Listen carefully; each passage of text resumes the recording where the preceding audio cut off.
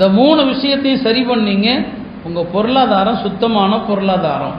இந்த 3லையும் கோட்டை இருந்துச்சு, உங்களுடைய பொருளாதாரம் அசிங்கமான பொருளாதாரம். ஒன்று, ஒரு இறந்து போன மனிதருடைய சொத்தை கரெக்டாக பிரித்து கொடுக்கறது.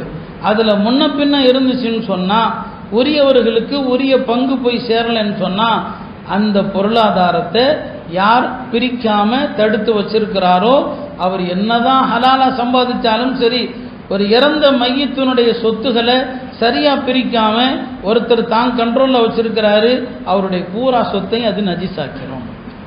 அதனால தான் பாகப்பிரிவினை சட்டத்தை திரும்ப திரும்ப வலியுறுத்துகிறோம். நான் ஃபஜ்ருடைய பயான்லையும் சொல்லியிருக்கிறேன். அல்லாஹ் 3 வார்த்தைகள் சொல்கிறான். யுசீக்குமுல்லாஹ், அல்லாஹ் உங்களுக்கு வசியத்து செய்கிறான். இனிமேலாவது சொத்துக்களை பிரிக்காமல் இருந்தால் முறையாக பிரிங்க. வசியத்தம் மினல்லாஹ், இது அல்லாஹ்வுடைய வசியத்து. ஹுதூதுல்லா, அல்லாஹ்வுடைய வரம்பு. 2வது ஜக்காத். நீங்கள் ஜக்காத்து சரியாக கொடுக்கல, அந்த பொருளாதாரம் எங்கேயாவது போய் சிக்கிறோம், எங்கேயாவது போய் லாக் ஆகிடும். இவர் யோசிப்பார், எப்படி இந்த பணம் போச்சு? ஜக்காத்து கொடுக்கலன்னு சொன்னால் அந்த பணம் மருத்துவமனைக்கு செலவாகும், நோய் நொடிகளுக்கு செலவாகும், அல்லது தண்டமாக அரசாங்கத்துக்கு கொடுக்க வேண்டி வரும். மொத்தத்தில் அந்த பணம் ஏதோ ஒரு விதத்தில் அழிஞ்சு போயிடும், உங்களுடைய இருக்கிற பணக்கத்தை அசிங்கமாக்கிடும். 3வது, நீங்கள் செய்யக்கூடிய வியாபாரங்கள் வெளிரங்கத்தில் அது ஹலாலான வியாபாரமாக தெரியலாம்.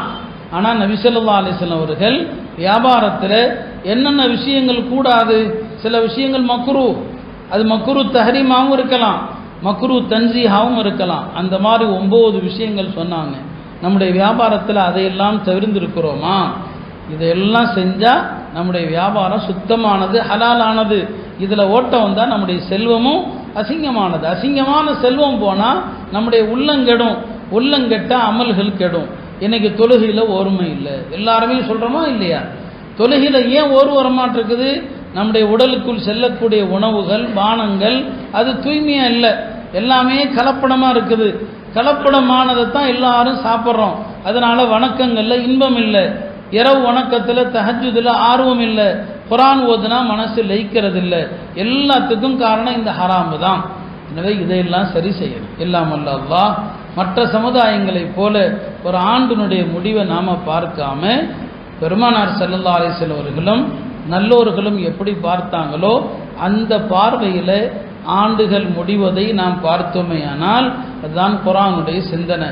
எனவே ஆண்டுகள் மாறி மாறி வருவது அல்லாஹ்வுடைய படைப்புகளின் அத்தாட்சிகளில் ஒன்று. அந்த அத்தாட்சியை கொண்டு நாம் படிப்பினை பெற்று வாழ்க்கையில் செய்த தவறுகளில் இருந்து மீண்டு அல்லாஹ்விடம் தௌபா செய்வோம்.